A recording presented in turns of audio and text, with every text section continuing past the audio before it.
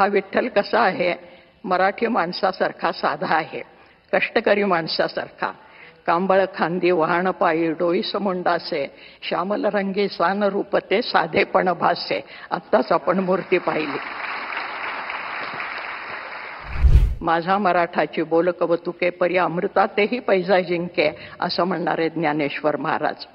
संस्कृत भाषा दैव्य केली, प्राकृत काय चोरापासूनही आली, असं ठणकावून सांगणारे आमचे एकनाथ महाराज, की संतांनी शिवाजी महाराजांच्यासाठी भूमी निर्माण केली होती.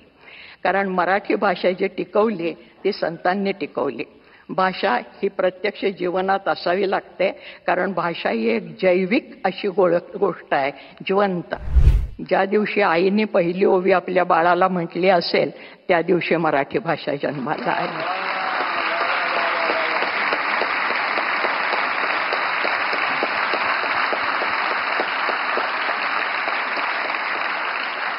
कांदा मुळा भाजी अवघी विठाबाई माझी, लसूण मिरची कोथिंबिरी अवघा झाला माझा हरी, असं म्हणणारा आमचा सावता माळी, त्यांनी ही भाषा जिवंत ठेवलेली आहे. जणी बैसली नायाला पाणी नाही सणाला, हाती घेऊन घागरी देव निघाले तातडी, जनावईला आंघोळ घालायला. आज ज्याला आम्ही पुरोगामी म्हणतो आणि कोणी कोणी उपहासाने पुरोगामी म्हणतात, ते पुरोगामी काही म्हणू देत, पण खरोखरच आमचे संत हे पुरोगामी आहेत. आज फार काही बोलायचं नाही असा दम भरलाय मला, कारण नंतर बोलायचंय. पण आपण आपल्या देशाच्या पंतप्रधानांना ज्या विठ्ठलाची मूर्ती दिली, ती विठ्ठल रखुमाईची मूर्ती, हे आमचं आराध्य दैवत आहे महाराष्ट्राचं, आणि हे आमच्या उदार संस्कृतीचं प्रतीक आहे.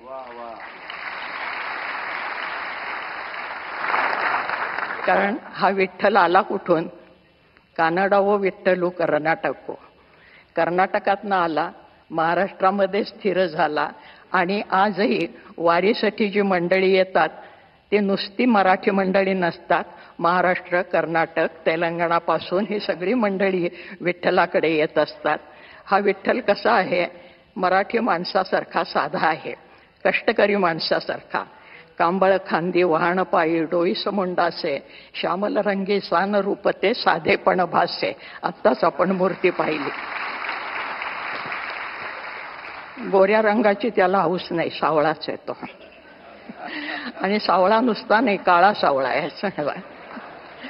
महाराष्ट्राला जो रंग आहे त्या रंगाचाही अभिमान आहे. असा हा विठ्ठल, तो सर्वांना सामावून घेणारा. त्याचे भक्त जर तुम्ही पाहिले तर सर्व जाती जमातीचे भक्त त्याच्या पायाशी जाणारे आहेत. त्याच्यात सर्व व्यवसाय करणारी मंडळी आहेत, सुतारे, लोहारे, चांभारे,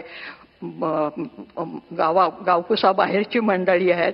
उच्चवर्णीय आमचे एकनाथ महाराज आहेत, आणि सगळ्यांचे शिरोमणी ज्ञानेश्वर महाराज आहेत, ज्यांचं पसायदान आपण ऐकलं.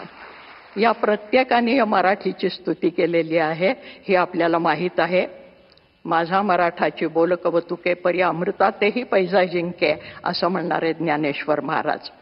संस्कृत भाषा दैव्य केली, प्राकृत काय चोरापासूनही आली, असं ठणकावून सांगणारे आमचे एकनाथ महाराज. तेव्हा ही अभिजात मराठी झाली, त्याचं पायाभरण करणारी ही सगळी मंडळी आहेत. आणि ज्या वेळेला महाराष्ट्रामध्ये शिवाजी महाराजांनी राज्य स्थापन केलं, त्याचे विश्लेषण करत असताना महाराष्ट्रामध्ये शिवाजी महाराजांनी राज्य कसं स्थापन केलं त्याचं विश्लेषण आमच्या न्यायमूर्ती महादेव गोविंद रानडे यांनी असं केलेलं आहे, की संतांनी शिवाजी महाराजांच्यासाठी भूमी निर्माण केली होती. कारण मराठी भाषा जी टिकवली ती संतांनी टिकवली. भाषा ही प्रत्यक्ष जीवनात असावी लागते, कारण भाषा ही एक जैविक अशी गोष्ट आहे, जिवंत. जर भाषा बोलली तर ती जिवंत राहते, नुसती पुस्तकातनं आणि ग्रंथातनं ती जिवंत राहत नाही. म्हणून भाषा ही जैविक आहे. आणि महाराष्ट्राला सातत्याने पांडुरंगाचं स्मरण मराठीतनं करायला लावणारी ही भाषा संतांनी जिवंत ठेवली आमच्या. आणि आमच्या या संतांच्या मध्ये मुद्दाम आवर्जून सांगते की मराठी साहित्याचा उगम कुठे झाला, अमुक साली शाळा निघाली आणि माणसं शिकायला लागली, हे आमचं आधुनिक पांडित्य झालं. ज्या दिवशी आईने पहिली ओवी आपल्या बाळाला म्हटली असेल त्या दिवशी मराठी भाषा जन्माला आली.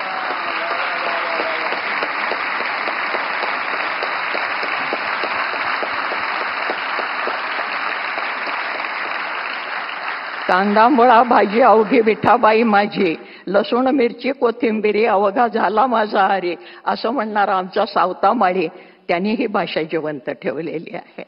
फार कशाला, जनाबाई मुक्ताबाई तर आपल्याला माहितीच आहेत की विठ्ठलाला आणि जनाबाई बरोबर दळायला लागला, कांडायला लागला, पाणी भरायला लागला. जनी बैसली नाही आला पाणी नाही सणाला, मुद्दाम बोली भाषेत सांगते, जनी बैसली नाही आला पाणी नाही सणाला, हाती घेऊन घागरी देव निघाले तातडी, जनाबाईला आंघोळ घालायला. ही आमची मराठी भाषा आणि ह्या मराठी भाषेला अभिजात दर्जा मिळाला आहे. या सगळ्यांना मिळून हे अभिजातपण आलेलं आहे. जास्त आत्ता बोलत नाही, पण आमचा हा विठू सगळ्यांना आपल्या पदराखाली घेणारा आहे, आपल्या सावलीखाली घेणारा आहे. या संतांच्या मध्ये अंत्यज म्हणजे ज्याला आज आपण BC आणि OBC वगैरे म्हणतो, ही सगळी मंडळी त्याचे परमभक्त आहेत. हे कुठल्याही शाळेत शिकले नाहीत, त्यांना कोणीही शिकवलं नाही आणि तरी सुद्धा ते मराठीमध्ये काव्य करत होते. याचा अर्थ मराठी फक्त लिखितमध्ये नाही, ती बोलीतनं निर्माण झाली, बोलीमधनं पसरली आणि म्हणून शिवाजी महाराजांना खेड्यापाड्यातले मावळे मिळाले. भाषा ही जिवंत राहिली त्यांच्यामुळे आणि भाषा हे संस्कृतीचं बलस्थान असतं. कुठलीही भाषा आजही जगाच्या पाठीवर कुठे हिंडत असलो, आणखीन मराठी शब्द ऐकायला आला तर आपण चमकून बघायला लागतो, तुम्ही नागपूरचे का, तुम्ही महाराष्ट्रातले का. तर हे भाषेचं आपलेपण निर्माण करणारी, भाषा ही जोडणारी गोष्ट असायला पाहिजे, तोडणारी नाही.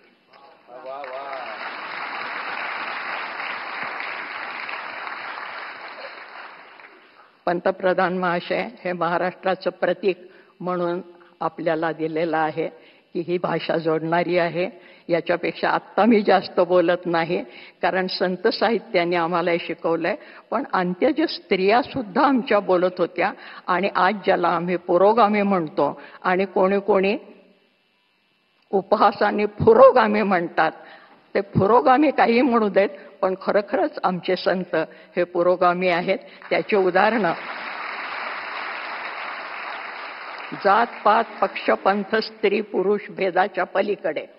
त्यामुळे स्त्री अध्यक्ष झाली हा महत्वाचा मुद्दा नाही, गुणवत्ता हा महत्वाचा मुद्दा आहे.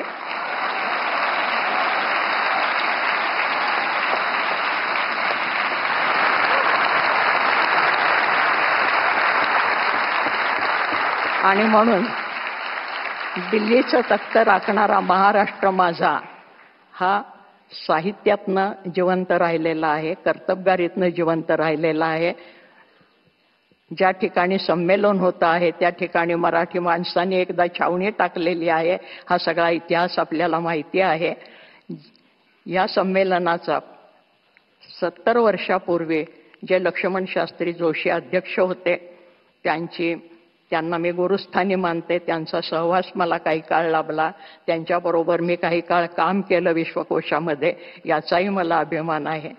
त्या काळामध्ये जे काकासाहेब गाडगीळ साहित्य संमेलनाचे स्वागताध्यक्ष होते आणि आज पुन्हा महाराष्ट्राचे शरदचंद्रजी पवार आहेत, तर ते काकासाहेब गाडगिळांच्या नावाने मला नुकताच एक पुरस्कार त्यांच्या नातवांनी सांगलीला आणून दिला घरामध्ये, अनंतराव गाडगिळांनी. आणि कदाचित शरद भाऊंच्या लक्षात नसेल, परंतु त्यांच्या राष्ट्रवादीने एकेकाळी माझी मुलाखत घेतली होती आणि त्यानंतर त्यांचं कुठेतरी भाषण झालं. त्यावेळेस त्यांनी सांगितलं होतं की महाराष्ट्रामध्ये अजून कोणी कोण साहित्य संमेलनाचे अध्यक्ष व्हायला पाहिजेत. ती जी काही 5-6 नावं घेतली होती त्यात एक माझं नाव होतं, ते छापलेलं अजून माझ्याकडे आहे. आज असा गंमतशीर योगायोग आलेला आहे की ज्यांना मी गुरुस्थानी मानते ते शास्त्री बुवा म्हणजे जोशीजी, लक्ष्मण शास्त्री जोशी यांच्या जाग्यावर मला उभं राहण्याचं भाग्य मिळालं. ज्यांनी ती इच्छा प्रकट केली होती ते स्वागताध्यक्ष आहेत. आणि ज्या प्रधानमंत्र्यांचा तो अधिकार आहे, त्या राजधानीमध्ये हे संमेलन होतं आहे आणि प्रधानमंत्री त्याचं उद्घाटन करता आहेत. या सगळ्या अतिशय आनंदाच्या गोष्टी आहेत. हा आनंद आपण पुढचे 3 दिवस सगळ्यांच्या संगतीमध्ये घेणार आहोत आणि आपण एकमेकांचं मैत्र जोडून पुढे जाणार आहोत. कारण भूता परस्परे पडो मैत्र जीवांचे, हे ज्ञानेश्वर महाराजांनी सांगितले.